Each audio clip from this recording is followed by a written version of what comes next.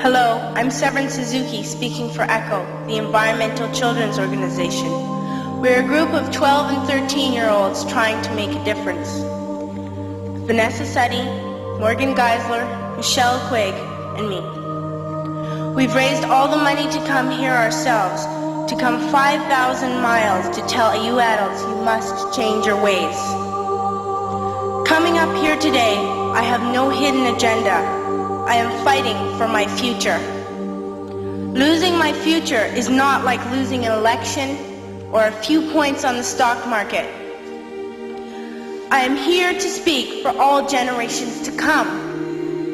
I am here to speak on behalf of the starving children around the world whose cries go unheard. I am here to speak for the countless animals dying across this planet because they have nowhere left to go. I am afraid to go out in the sun now because of the holes in our ozone. I am afraid to breathe the air because I don't know what chemicals are in it.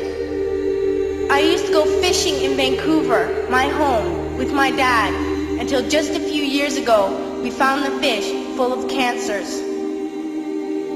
And now we hear of animals and plants going extinct, every day vanishing forever. In my life, I have dreamt of seeing the great herds of wild animals, jungles and rainforests full of birds and butterflies. But now I wonder if they will even exist for my children to see. Did you have to worry of these things when you were my age? All this is happening before our eyes, and yet we act as if we have all the time we want and all the solutions. I'm only a child and I don't have all the solutions. But I want you to realize, neither do you. You don't know how to fix the holes in our ozone layer. You don't know how to bring the salmon back up a dead stream. You don't know how to bring back an animal now extinct. And you can't bring back the forest that once grew where there is now a desert.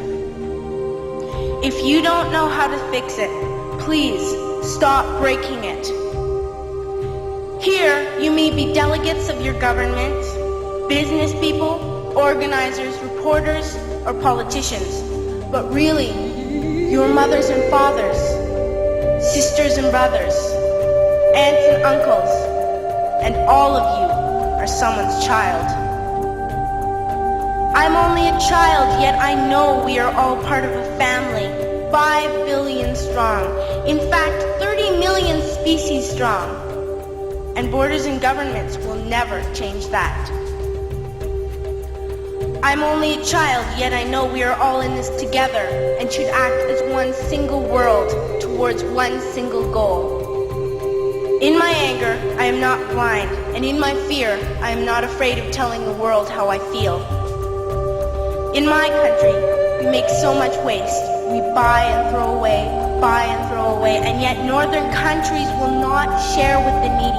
Even when we have more than enough, we are afraid to share. We are afraid to let go of some of our wealth. In Canada, we live the privileged life, with plenty of food, water, and shelter. We have watches, bicycles, computers, and television sets. The list could go on for 2 days. 2 days ago, here in Brazil, we were shocked when we spent time with some children living on the streets. This is what one child told us. I wish I was rich. And if I were, I would give all the street children food, clothes, medicines, shelter, and love and affection. If a child on the streets who has nothing is willing to share, why are we who have everything still so greedy? I can't stop thinking that these are children my own age, that it makes a tremendous difference where you are born. That I could be one of those children living in the favelas of Rio. I could be a child starving in Somalia, or a victim of war in the Middle East, or a beggar in India. I am only a child, yet I know if all the money spent on war was spent on finding environmental answers, ending poverty, and finding treaties, what a wonderful place this earth would be. At school, even in kindergarten, you teach us how to behave in the world. You teach us not to fight with others, to work things out, to respect others, to clean up our mess, not to hurt other creatures, to share, not be greedy. Then why do you go out and do the things you tell us not to do?